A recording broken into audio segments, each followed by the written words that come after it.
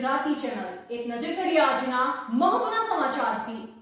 નવસારીના કોંગ્રેસ ઉમેદવાર નૈસદ દેસાઈના પ્રચારમાં આવેલા મુમતાજ પટેલનું મોટું નિવેદન। ચૈતર વસાવાએ મારું સમર્થન માંગ્યું નથી। હું ભરૂચમાં પ્રચાર નહીં કરું, મને પ્રચાર માટે બોલાવવામાં આવી નથી। હું માત્ર કોંગ્રેસના ઉમેદવારોનો હાલ પ્રચાર કરી રહી છું। ચૈતર વસાવાએ મારું સમર્થન માંગ્યું નથી। ચૂંટણી આવે છે ત્યારે ધર્મની રાજનીતિ શરૂ થઈ જાય છે।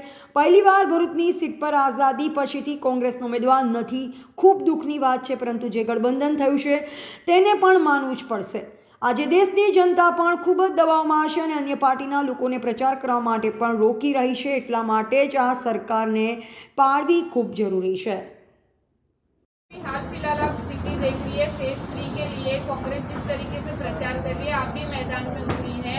अभी तो हाल फिलहाल आज रात को बारडोली है। नहीं, सूरत में ही रुकी हूँ, वहाँ से वापस आऊँगी।